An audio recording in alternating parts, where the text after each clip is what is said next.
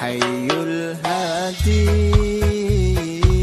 bi ajmal dzikra sallu ma'ana ya khutad.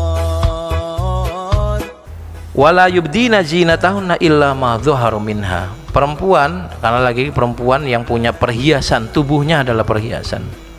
Jangan menampakkan perhiasan itu yang menjadi aurat kecuali yang harus nampak. Nah, disinilah letak fleksibilitas yang saya bersyukur ada perasa ini, Pak. Itu artinya perempuan yang konsep umum lah. Perempuan itu auratnya seluruh anggota tubuh kecuali muka sama tangan. Ada yang bilang semuanya termasuk tangan sama muka. Tapi yang boleh kelihatan kalau memang harus kelihatan, itu malah boleh. Saya kasih contoh, perempuan yang lagi hamil harus ke dokter mau USG, kebetulan dokternya laki-laki. Nah, kemudian dia mau USG, dia boleh buka perutnya, Pak, lalu di USG begini, dilihatkan di layar gitu. Kalau dokternya merem, ibu udah siap bu? Oke, gini, bu kok nggak ada suaranya? Pak, itu muka saya. Oh, pantesan mukanya harus dibuka. Kalau perempuan ada yang harus operasi usus buntu, saya nggak tahu di kiri atau di kanan, ya harus dibuka, Pak, tapi sebatas dia harus terbuka itu. Ya gimana ya, saya kira kita sudah menerapkan itu, Pak. Yang namanya perempuan ketika dia harus operasi atau ada tindakan medis lainnya harus membuka bagian yang harus tertutup, dibuka boleh, illa ma dhahara minha. Maka dari sini saya pernah ditanya sama salah seorang kerabat, bang, saya kerja di rumah sakit zaman dulu ya Pak, tapi saya nggak boleh pakai jilbab di rumah sakit, nggak boleh pakai jilbab, sementara saya pengen pakai jilbab. Ini gimana bang? Saya bilang jawaban saya boleh, saya bilang ini jawaban saya, Anda boleh setuju boleh tidak.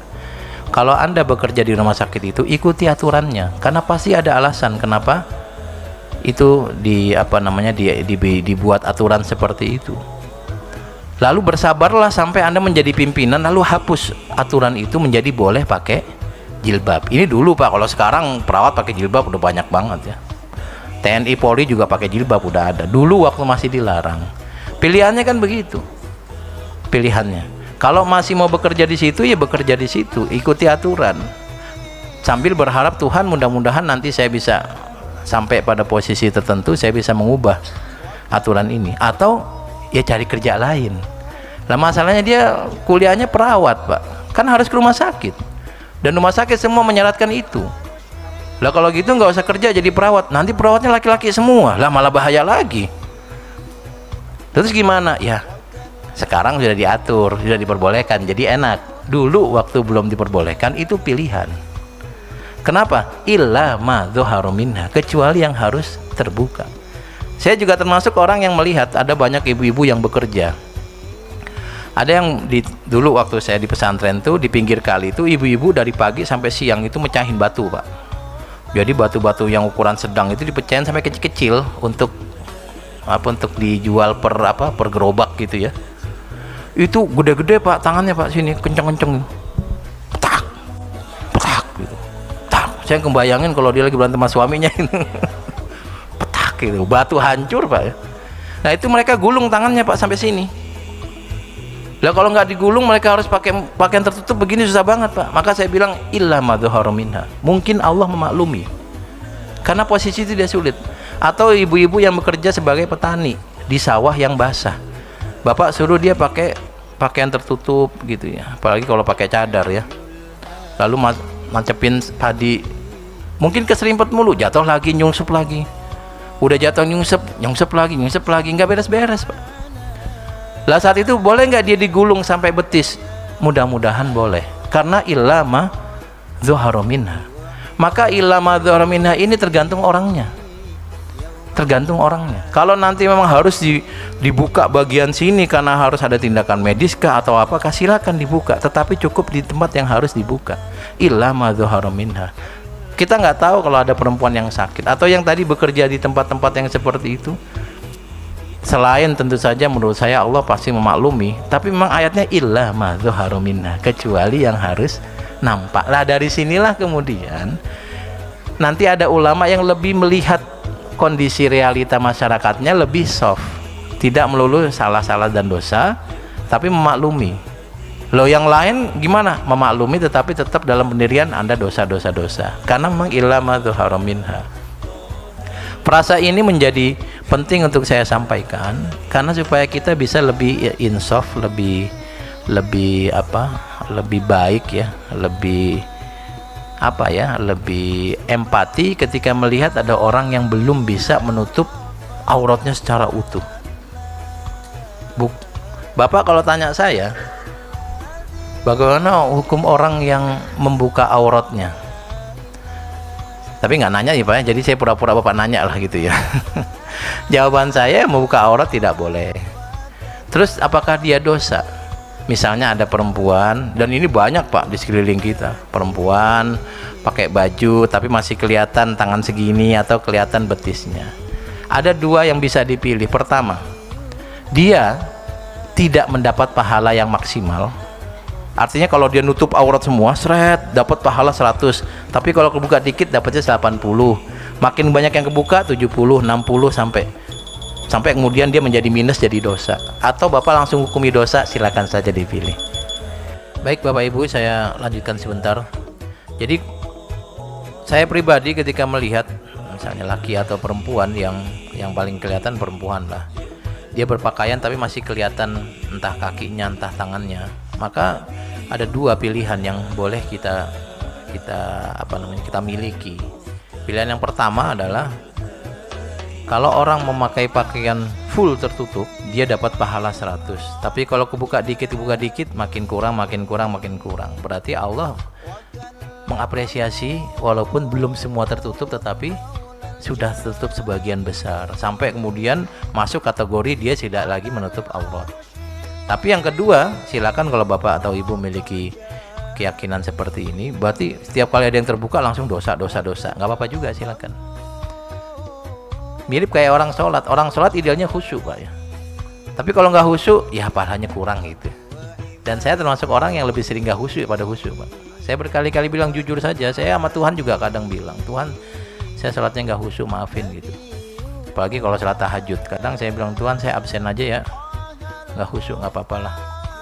Bayangkan kalau sholat harus khusyuk, waduh, sholat nggak khusyuk dosa. Nah itu berat buat saya tuh Pak. Sholat yang penting sholat sah dapat pahala, khusyuk pahala tinggi, nggak khusyuk kurang begitu. Nah ada dua yang menurut saya perlu saya sampaikan di kesempatan ini. Lagi-lagi kalau Bapak mau rigid yang ketat, yang kaku, itu di fikih sudah selesai. Saya ingin memberikan perspektif Qur'annya terkait aurat dan ghadul basar. Ini yang kemudian kita coba rekonstruksi kenapa ada dua pendapat yang berbeda tentang, atau tiga malah, tentang batasan aurat perempuan atau laki-laki gitu ya. Kita masuknya ke tafsiran ayat. Maka yang ada di benak saya adalah pertama, itu tadi, ketika ada perempuan menutup seluruh anggota tubuhnya, seluruh perhiasannya tertutup, maka dia dapat pahala yang maksimal. Kalau ada terbuka dikit, nanti bisa jadi itu bagian dari ilma dzahara minha. Ini yang memang harus nampak. Bagi ibu-ibu yang sedang bekerja di pasar, saya dulu sering banget ke pasar Kramat Jati kalau malam Pak, jam 2, jam 3, jam 4. Itu kan kalau malam banyak orang jualan ya. Dan ibu-ibu di sana itu unik, dia pakai celana sebetis, pakai sarung yang jual ikan tuh Pak ya. Terus pakai sepatu bot. Nah, sepatu botnya tinggi. Dan dandannya menor. Saya nggak tahu kenapa menor, mungkin kalau gelap gampang dicari, ada merahnya itu. Mana orang? Oh tuh merah-merah tuh gitu. Tapi sekarang saya nggak tahu, karena dulu saya masih kuat naik motor malam, sekarang udah nggak kuat. Nah, kalau saya melihat seperti itu, saya bilang Tuhan memang ilma dzahara minha. Ibu-ibu ini nggak bisa nutup aurat seperti ibu-ibu yang harusnya tutup begitu. Di pasar motong ikan, gotong-gotong ikan, nanti harus nutup tokonya, lapaknya, bukan toko ya. Lapaknya ditutup ketika menjelang pagi, maka dia harus memiliki simplifikasi pakaiannya, termasuk ibu-ibu yang menjadi petani. Maka mungkin bagian dari ilma dzahara minha, termasuk misalnya kalau ibu di jalanan, ibu di toko, di tempat kantor dan seterusnya, pakaiannya kan rapi, pakaian yang normal kita lihat itu. Tetapi ketika dia berenang, masa pakai pakaian yang sama? Maka muncullah konsep apa tuh, burkini atau apa gitu ya, pakaian renang tapi nutup semua kulitnya gitu Pak, kecuali muka di sini. Yang pakaian ini kalau dipakai ke pasar malah aneh ya. Tapi kalau di kolam renang harus begitu. Kalau kita ke kolam renang, perempuan kolam renang, lalu kemudian pakai mukena, bukan aneh Pak, itu ngebayangin itu apa gitu ya. Ya saya nggak tahu gimana, tapi itu pesan Al-Quran yang ada dalam ayat ini, yaitu cobalah kita insaf untuk melihat bahwa ada orang-orang yang belum maksimal menutup auratnya, dan itu tidak melulu kemudian dia harus berdosa, tetapi pahalanya terkurangi. Ini kalau dipanjangin lagi banyak lagi Pak. Itu bapak-bapak atau teman-teman saya yang pada ngerokok itu kadang sarungnya pada bolong, yang ngerokok jatuh kemari bolong begitu ya. Itu gimana tuh begitu tuh? Atau kalau lagi sholat kelihatan bolongnya gimana tuh? Pembahasannya panjang lagi. Tapi bagaimana kita melihat bahwa ketika Al-Quran memerintahkan laki perempuan menutup aurat dan menjaga penglihatan, menjaga pandangan, tapi kemudian ada frasa illa ma dzahara minha untuk perempuan. Untuk perempuan. Misalnya kalau ibu ada yang masuk TNI atau masuk polisi, polwan atau koat misalnya, maka mungkin pakaiannya nggak seperti yang ibu pakai ketika di rumah atau sedang beraktivitas di luar kedinasan. Terus gimana? Ya pilihannya kalau kita mau punya polisi perempuan, ya dia harus menyesuaikan pakaiannya. Walaupun tentunya tidak yang pakaian seksi, kan nggak ada juga polisi seksi Pak ya, pasti tertutup. Tetapi mungkin ada bagian yang kelihatan, entah tangannya sampai sini kah atau gimana.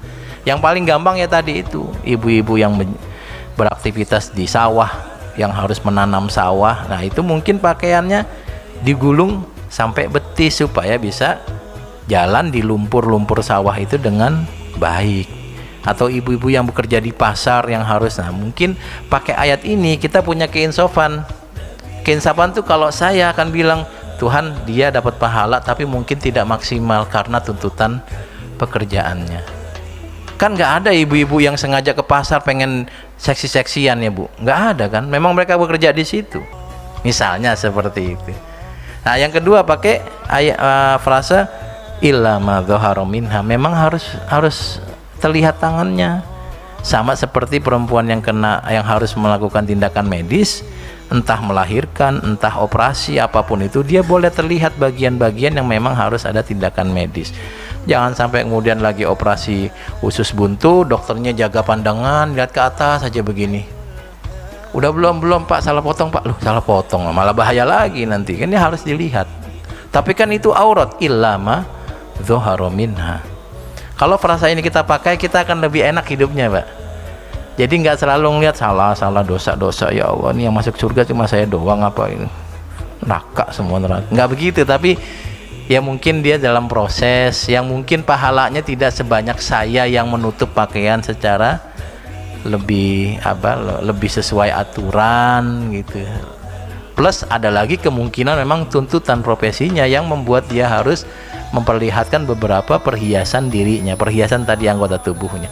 Tapi kan yang kelihatan paling sampai sini ya Pak, paling kaki sampai betis gitu ya. Nah kalau orang lagi di sawah ngeliat begitu kan nggak kepikiran aneh-aneh ya Pak. Tapi tetangga saya ngeliat perempuan di sawah kok dia langsung punya hasrat. Tetangga bapak aja yang aneh itu, orang lagi kerja dia ngeres lagi. Jadi kadang-kadang masalahnya kalau yang begini, yang godul basornya itu bukan cuma jaga pandangan, tapi disuruh lakban matanya. Di pasar ngeres, di sawah ngeres, di rumah sakit ngeres otaknya ya, kayak gitu kan harus dilakban matanya, bukan lagi jaga pandangan tapi tutup pandangan. Kalau seperti itu normalnya kita laki-laki, saya nggak tahu mewakili bapak atau tidak, tapi saya kira mewakili banyak. Kalau kita lagi di pasar ngeliat perempuan yang kelihatan tangannya, kita nggak akan berhasrat kok Pak, biasa saja itu. Nah terus gimana? Nah urusan Tuhan yang ngukur, entah dia sudah berdosa karena kelihatan atau dia berpahala tapi pahalanya susut. Kalau tutup semua gitu maka pahalanya 100, kalau kebuka dikit nanti pada titik tertentu ya berkurang jadi 80, 70, 60, sampai pada titik tertentu Allah bilang ini sudah tidak nutup aurat, ini hukumnya dosa karena membuka aurat. Nah Bapak Ibu sekalian, ini perspektif tafsirnya. Jadi kalau Bapak setuju nggak setuju ya namanya juga perspektif. Sebelum dirumuskan fikihnya, kita diskusinya dengan menafsirkan ayat. dan ayat tadi ada frase yang memungkinkan pendapat bahwa muka perempuan wajib ditutup, ada yang berpendapat muka perempuan tidak wajib ditutup. Karena kalau wajib ditutup semuanya, nggak mesti selesai masalah. Bisa jadi ada 6 orang pakai cadar semua, ternyata facility yang 3 laki-laki, yang perempuan 3, malah pasang-pasangan karena nggak kelihatan muka misalnya. Tapi kan kita nggak berpikir sejauh itu. Berpikir kita adalah, oh ternyata rumusan ghadul basar dan aurat itu berangkat dari penafsiran ayat yang nanti didukung hadis. Maka muncullah pendapat madhab. Yang enak langsung ambil pendapat madhab, nggak usah mikir. Nah, tapi saya coba memberikan gambaran supaya nanti lebih insaf, lebih tenang, lebih empati ketika melihat ada orang yang menurut kita kayaknya kurang deh. Sehingga tidak melulu di otak kita adalah dosa-dosa, tetapi kayaknya pahalanya kurang, kira-kira seperti itu.